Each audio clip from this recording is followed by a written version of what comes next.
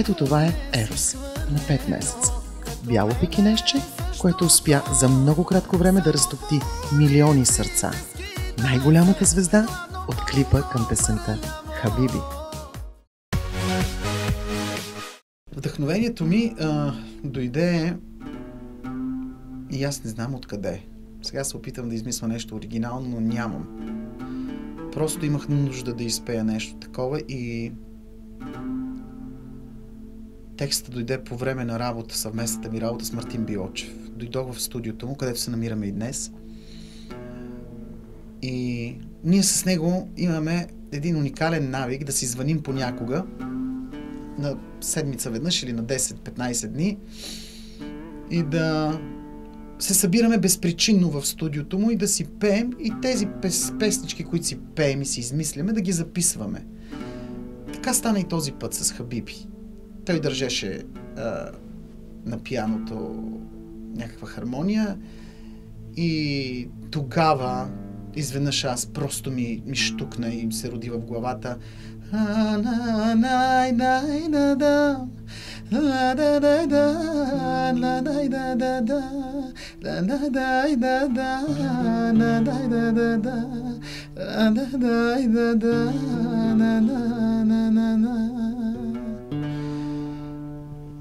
и тук моментално, абсолютно дойде със скоростта на светлината и текста на началото. Хабиби, спиш ли добре? Завиват ли те? Храниш ли се? Защото аз не. Мартин си ровеше нещо Биолчев в компютъра, нещо подреждаше там нещата, които записахме и аз зад гърба му буквално отворих телефона си и на бележки наштраках и наснимах, написах текста. Написах го точно, ама дума по дума, без нито съм махал нещо, нито съм дослагвал нещо. Просто Хабиби се роди за секунди. Този рефрен, тази част. И аз му казах, Мартина, и започнах да подскачам, а той знае, че аз започнам ли да подскачам и не мога ли да си намеря, нали, да намеря приказка, с която да изкажа това нещо. Нали, радостта си знае, че нещо хубаво съм измислил и тогава му казах, спри музиката и ме слушай. И тогава казах, Хабиби, спиш ли добре? Завиват ли те? Това беше началото и края на една нова епоха в песните на Азис. Аз родих нова история, изключително нов филм. Тоест, със стила, който до сега съм пял, вече завинаги беше приключено. Хабиби, спиш ли добре? Завиват ли те? Храниш ли се? Защото аз не, по дяволите, обичам тебе, умира ми се. Думата Хабиби, това обращение, винаги ми е било екзотично и винаги ми е звучало много сладко, много готино, много предизвикателно и много нежно. И по принцип в българския речник имаше нужда, според мен, обращението, жаргонът, който имаше нужда малко да бъде рефрешнат и както вече и стана, хората си казват Хабиби, Хабиби, как си спиш ли, нахрани ли се Хабиби, стана нарицателно крилата фраза, аз знаех, бях убеден в това, че ако песента се превърне в любима, то обращението Хабиби ще бъде част от ежедневието на човека, на българина, който слуша тази музика, така че знаех, бях убеден, че Хабиби ще се хареса думата Хабиби ще се хареса от първо слушане, въпреки че от дома, когато изпях Хабиби за първи път, показах идеята и казах, че имам идея песента ми да започва с обращение на арабски, вкъщи ми посрещнаха, меко казвам, на нож. Казаха, не може ли да е друго? И аз казах, не, няма да е друго. Хабиби ще е. Щом ми е влязло Хабиби ще бъде. Хабиби, псуваш ли ме? Влачиш ли се? Пиян през нощта, защото аз залудница съм, на дъното съм, за никъде съм. Никак не ми беше лесно да запиша Хабиби в студиото, защото аз, когато записвам при Мартин Биолчев темата си, демото, винаги ми звучи по-хубаво демото, отколкото самия запис. И много исках да надскоча демо варианта си. Демо, за тези, които не знаят, е репетиционен вариант, т.е. някаква суха репетиция, без никакви ефекти, без нищо. Но аз винаги си харесвам демата повече от оригинала. Не знам, при него се получава в студиото, микрофона ли е, не знам, емоцията ли е, нямам идея какво е. Беше ми изключително трудно. За първият запис, защото аз вече работя така, правя няколко записа, няколко дни, няколко варианта, не бързам за абсолютно никъде нищо. Записах в студиото на Светлю Заров и нещо като че... Мисля, че там записах репетиция. Така една генерална репетиция си направих и така слушах няколко пъти Хабиби и казах, че има нужда от още много работа по изпяването. Тук съм в студиото на Светлю Заров, на един от записите, по-скоро репетицията на Хабиби. Все още нямам изгладен текст, както и орнаментиката към песента не ми е ясна. Но усеща се, че парчето ще се получи. Изключително много страхове, адски много несигурност се чете във всяко едно мое движение и начин на изпълнение. Но въпреки това, Атешкан подава с китарата си толкова красиво, че ме кара да вярвам, че ще се превърне в тотален хит. След това отидахме в студиото на големия Тони Стораро. Казвам големия, защото е изключителен артист, певец. Най-красивият и дълбок мъжки глас, който съм чувал през живота си. Той има едно страхотно студио с невероятна енергия. Просто толкова музикантска енергия. Така можеш да се вдъхновяваш в неговото студио. Срещаш такова приятелско отношение.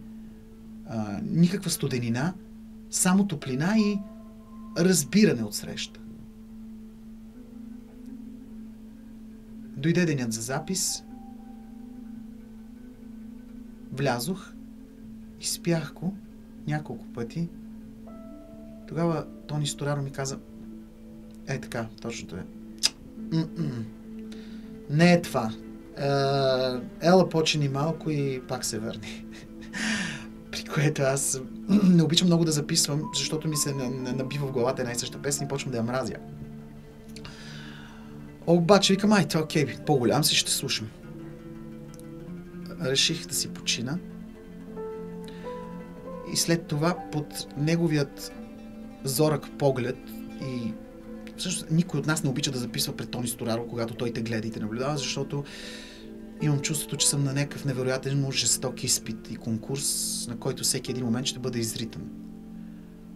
Точно тогава видях в очите на Тони, че му допадна това, което направих. И така с много голям страх опитах: стана ли, И той направи само така. Нищо не каза.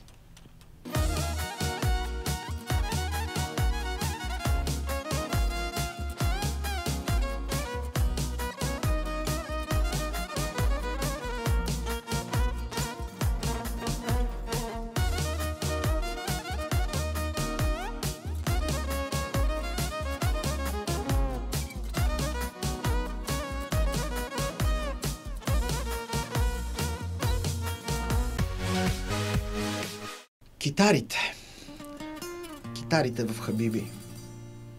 Тези красиви испански звуци, които излязоха изпод пръстите на наистина великият Атешкан. Атешкан е музикант, от който аз изпитвам невероятен страх. Защото той чува неща, които може би никой друг в държавата не чува. Той е изтъкан от звуци. Той самия е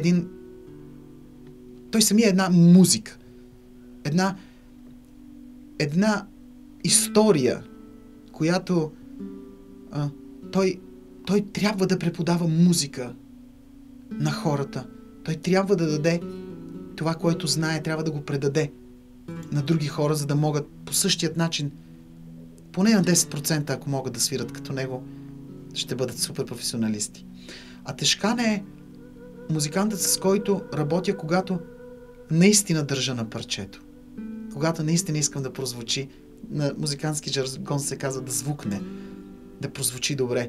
Звъннах му, казах му, Тешкан, имам парче и те моля да участваш в него.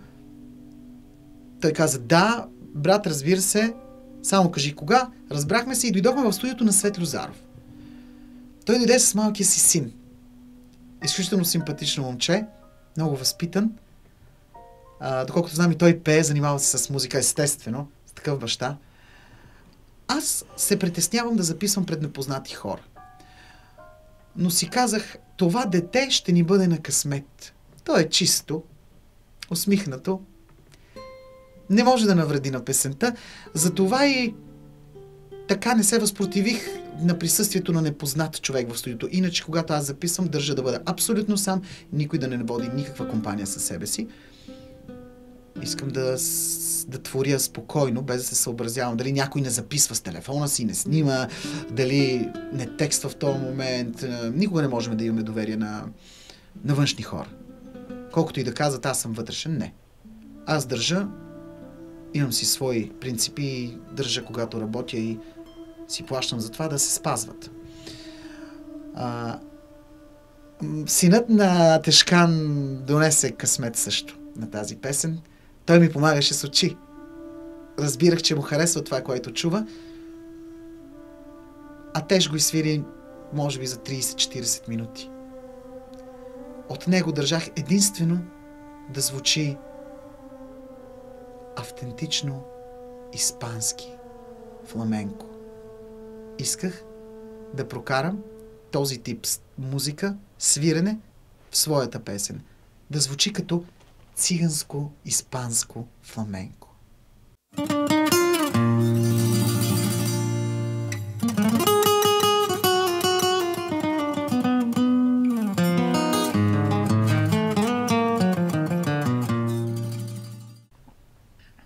Красивото изсвирване на цигулка в Хабиби е дело на наистина най-добрият цигулар в света за мен. И не само за мен. Георги Янев. Георги Янев е мечта на всеки един артист-изпълнител. Мечта да работиш с него, но има едно въпросително, дали си достоен и достатъчно голям, че да си позволиш Георги Янев да свири в твоя песен. Все пак той и цялото му семейство са изключително музиканти. Пепа Янева, неговата съпруга. Цветелина Янева, дъщеря му, която пее божествено. И ако ти поискаш Георги Янев да свири в твоя песен, значи трябва много да си повярвал и да си много сигурен в това, което правиш. Нямах сили да му се обадя, защото се притеснявах. Не знаех как ще реагира. Не знаех как да процедирам, откъде да мина, как да стане Георги Янев да свири в песен на Азис.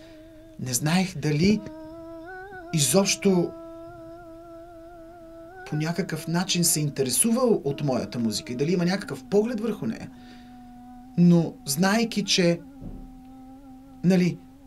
има дъщеря, изключително добра певица, която общува с мен, ние сме си приятели, си казаха, колкото и да не съм му симпатичен, може би, със сигурност съм му малко симпатичен, защото все пак съм приятел на дъщеря му. И надявах се да не ме отреже. Имаше огромен шанс да каже, не, Васко, моето момче, аз свира само в песни на дъщеря си. И щеше да излезе чист и въобще нямаше да му пука. И щеше да звучи правдоподобно, да. Тогава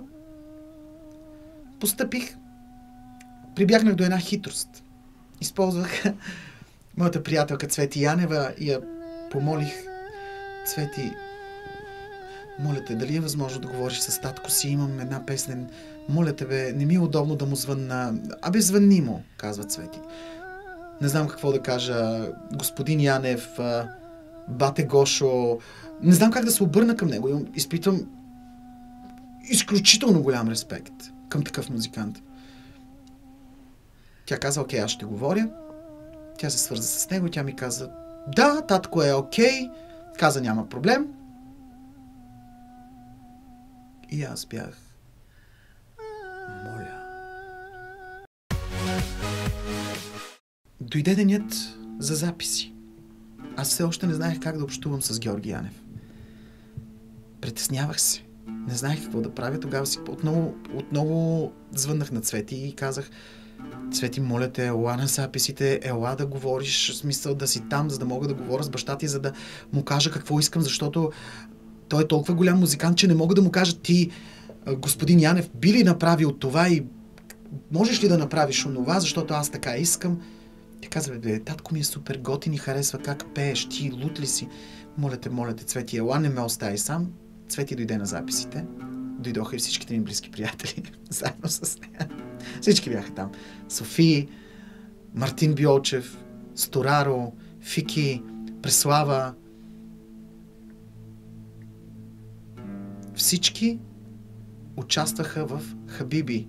Всички знаеха за нея и всички харесваха Хабиби. Хората, които изброих, колегите, са ми изключително близки. Мои братя и сестри, мога да ги нарека, и те е задължително да присъстват на записи. Би било чудесно за всеки един артист да ги има близо до себе си. Те не са външни хора. Те са най-близките. Хабиби, спиш ли добре? Завиват ли те? Храниш ли се? Защото аз не. Подяволите, обичам тебе, умира ми се. Дойде деня за запис. Господин Янев беше много точен. Аз все още не знаех как да се обръщам към него. Цветелина ми каза да го нарека Чичо Гошо, при което аз казах, че не е възможно, защото той е млад човек и няма как. Но реших бате Гошо.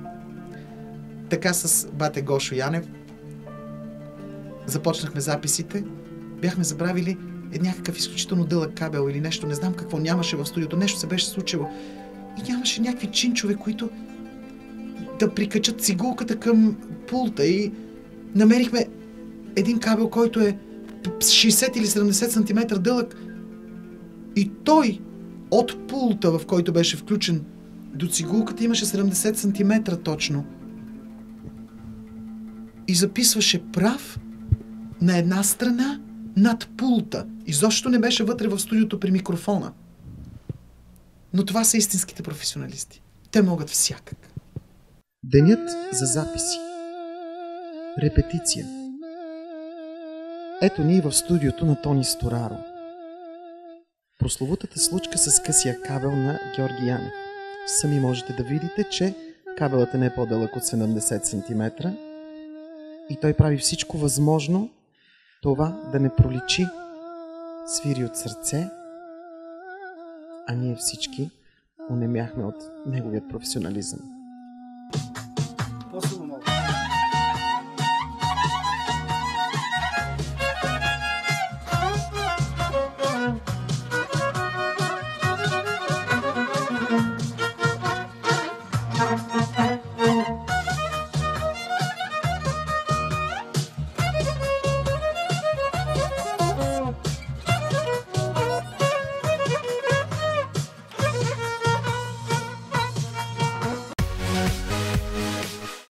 Това са хора, които са участвали в песента ни. Това са моите прекрасни колеги Тони Стораро и Совка. За съжаление, Софи не се чува ясно, но тя е като основа отдолу накрая, към края на Хабиби.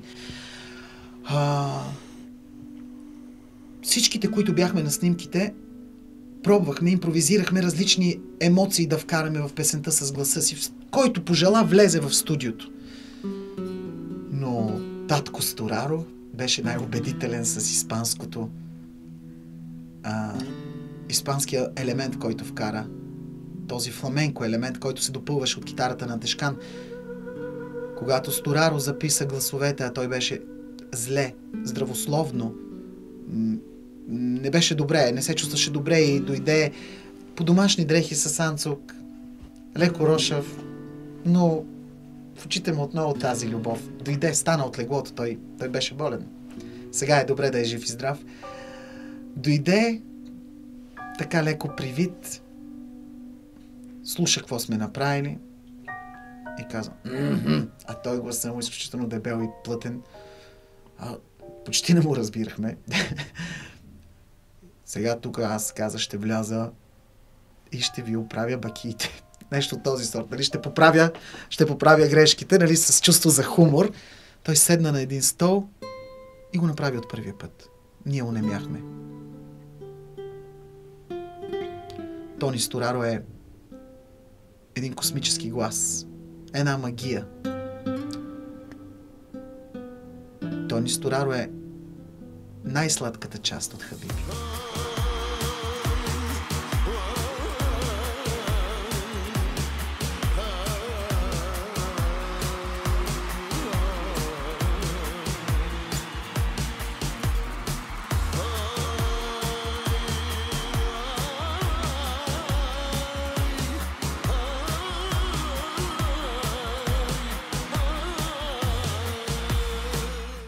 Идеята за Ерос се роди в последния момент. Аз по никакъв начин не си представях видеото към песента Хабиби. Просто нямах никаква идея какво ще се случи. Исках да е нещо непретенциозно. Това е единственото, което си спомням. Исках да е нещо без грим, без блясък и да показва една истина, една реалност. Но в последствие, когато вече написах текста на Хабиби, малко кученце ти подарих, реших, че ще е хубаво, въпреки какъвто и да е сюжет, да има куче вътре. Красиво, малко пухкаво. Пуснах обява във Фейсбук. Имах над 700 снимки, изпратени от хора.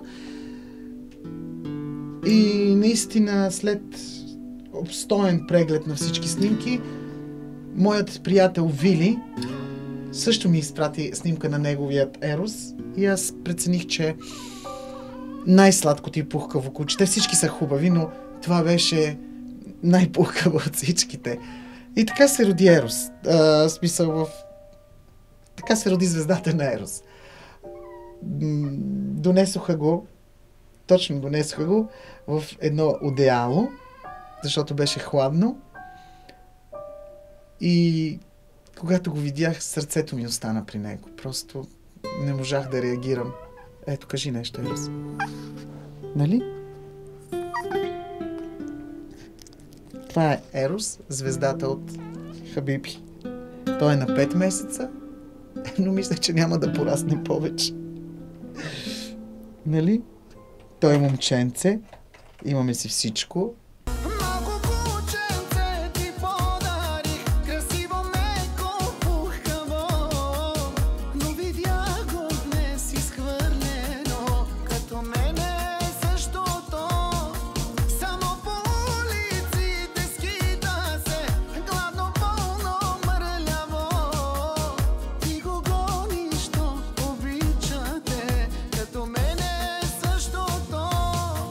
Факт е, че Ерос е главно действащо лице и Ерос грабва толкова силно, колкото и текст на Хабиби.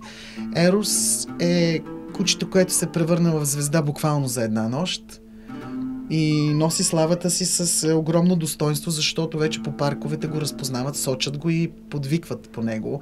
Това е Ерос, снимат се с него. Нали, мам, снимат се с тебе. Ерос е изключително известен и популярен, точно колкото е Хабиби, толкова и той. Тоест, адски популярен. Малък, пухкав, бял разкош. Част от хората са объркани и най-вероятно идва от видеото, защото му подвикват и Хабиби. Хабиби, те си мислят, че той се казва, че Ерос се казва Хабиби, пък Ерос си е Ерос. Хабиби, спиш ли добре? Завиват ли те? Храниш ли се? Защото аз не. По дяволите обичам тебе. Умира ми се. Никога не съм очаквал успехът, който постигна Хабиби. Никога. Кълна се. Никога това, което се случи с Хабиби, никой може би не би го очаквал. Въпреки че колегите ми, на които го пуснах, казваха, това е вселенски хит. Това ще стане. Аз все още не вярвах. Не можах да повярвам на това, което се случи само ден след излизането по Фен ТВ на песента Хабиби. Не можах да повярвам на клипчетата, които заваляха в официалната ми страница Азис Original. Просто те бяха на всеки 10, 15, 20 минути. Клипове. Hello Aziz, this is from Thailand. Habibi, sisi doble, tu vivo di te, nani chise, obiti daste, na to mi be, no bi shante be, vistumie. Habibi, so tiniste, so tiniste, na to sa. The water last time, then it's a sum, the storm to me some, the beat is some.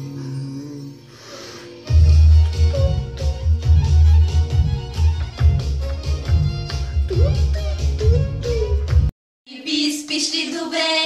Завиват ли те? Храниш ли се? Защото аз не. Хабиби, спиш ли добре? Завиват ли те? Храниш ли се? Защото аз не. Дяволите, обичам тебе. Умира ми се. Хабиби, спиш ли добре? Завиват ли те? Храниш ли се? Защото аз не. Дяволите, обичам тебе. Умира ми се. Хабиби, псуваш ли ме?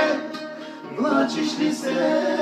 Пиям през нощта, защото аз съвудница съм, на дъното съм, за никъде съм. Ученце ти подари, красиво меко пухаво, но видях го днес изхвърлено, като мене същото, само по улици не скитам се, ако много хвърляво. Любовишко обичате, като мене същото. Хабиби, спиш ли добре? Завиват ли те? Храниш ли се? Защото аз не. Обичам тебе, умира ми се. Хабиби, спиш ли добре? Завиват ли те? Храниш ли се? Защото аз не. От дяволите обичам тебе, умира ми се. Хабиби, псуваш ли ме? Плачеш ли се? Я през нощта, защото аз съвудница съм, на дъното съм, за никъде съм. Без никой да ги е карал тези хора, те просто от любов към тази песен го направиха. Без да има обявен конкурс или нещо, те сами запяха тази песен. Само ден след излизането на Хабиби. Беше размазващо. Беше приказно. Беше невероятно.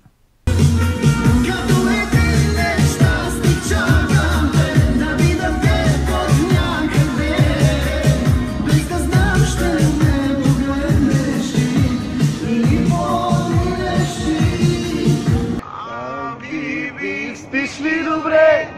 Завиват ли те? храниш ли се, защото аз не по дяволите обичам тебе. Хабиби, спиш ли добре? Завиват ли те? Храниш ли се? Защото аз не. Малко кученце ти подари, красиво меко пухкаво, но видях от ме си свърлено, като мене същото. Само по улиците скита се, гладно, болно, мърляво. Ти го гониш, то обичам те, като мене същото.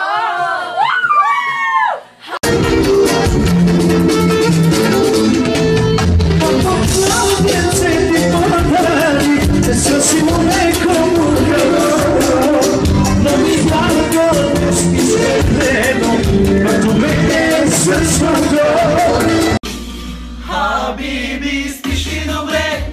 Завиват ли те? Храниш ли се? Защото аз не по дяволите обичам тебе, умира ми се.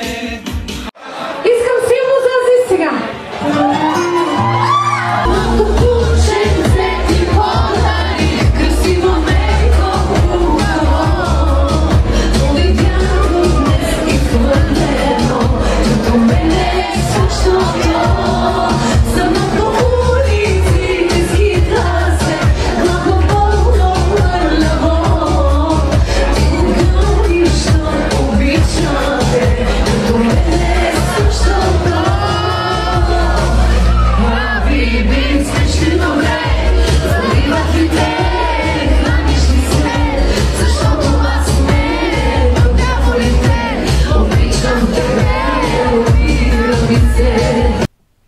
Аз съм гордият баща на Хабиби и всички, които изпяха Хабиби, са част от моето семейство. Така ги чувствам. Изпявайки Хабиби, това означава, че хората уважават това, което правя. Че хората искат да станат част от Хабиби и това е най-голямото щастие за един изпълнител и за един автор и творец като мен, защото аз съм автор на музиката и текста на Хабиби. Да изпееш чужда песен е едно благодаря. Тоест, аз също съм пял на мои колеги песните, които много харесвам и нямам търпение и аз пък искам да изпея, защо пък да не забавлявам и аз хората. Изпяването на Хабиби и свирването на Хабиби от почти всички оркестри в България. Всеки един оркестър си има репертуар. Влизането на тази песен в репертуара на абсолютно всички оркестри в България. Аз съм убеден. Защото ги виждам, аз чувам и гледам клипове. Това е най-голямото признание за един артист. Да пеят песента ти. А когато я пеят и най-известните изпълнители, това вече няма име. Тоест, магията се е случила и...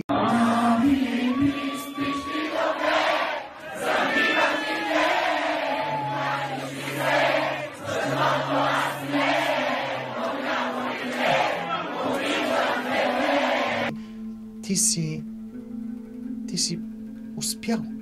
Тоест, ти вече си го направил. Хабиби, спиш ли добре? Завиват ли те? Храниш ли се? Защото аз не по дяволите обичам тебе, умира ми се. Хабиби, спиш ли добре? Завиват ли те? Храниш ли се? Защото аз не по дяволите обичам тебе, умира ми се. Хабиби, псуваш ли ме? Лачиш ли се? Пиян през нощта, защото аз залудница съм, на дъното съм, за никъде съм. Кукученце ти подарих, красиво меко пухкаво, но видя го днес изхвърлено, като мене същото. Само по улиците скита се, гладно, болно, мърляво. Ти го гониш, що обичате, като мене същото.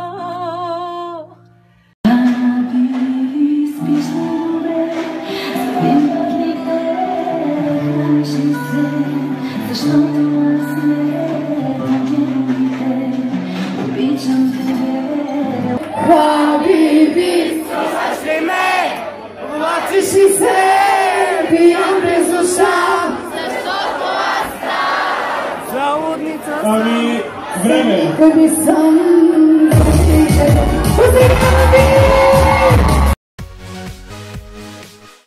Аз искам да благодаря на абсолютно всички, които са работили за Хабиби.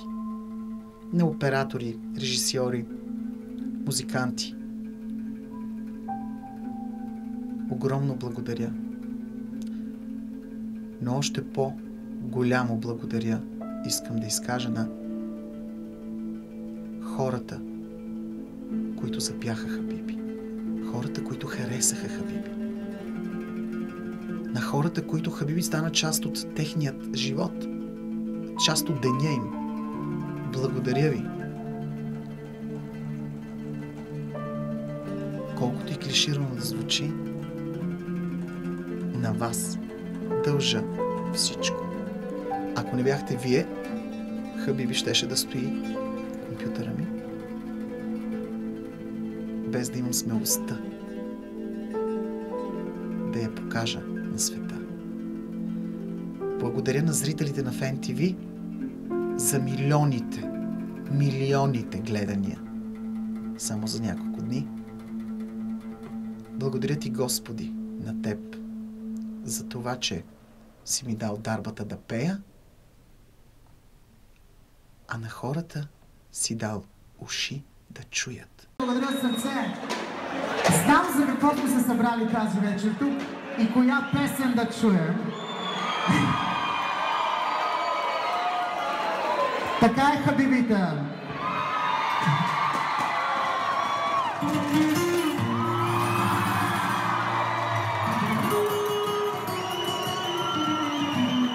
Ще пеем ли заедно? Заедно!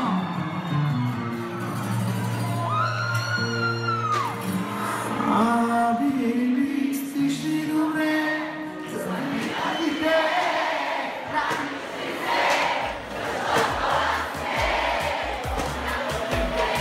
Обичам тебе, умира ми се.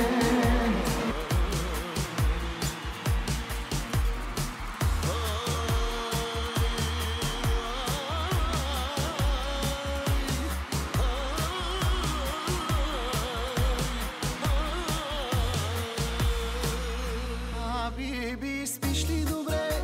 Завиват ли те? Храниш ли се? Защото аз не. По дяволите обичам тебе, умира ми се. Хаbibi, псуваш ли ме? Влачиш ли се? Пиян през нощта, защото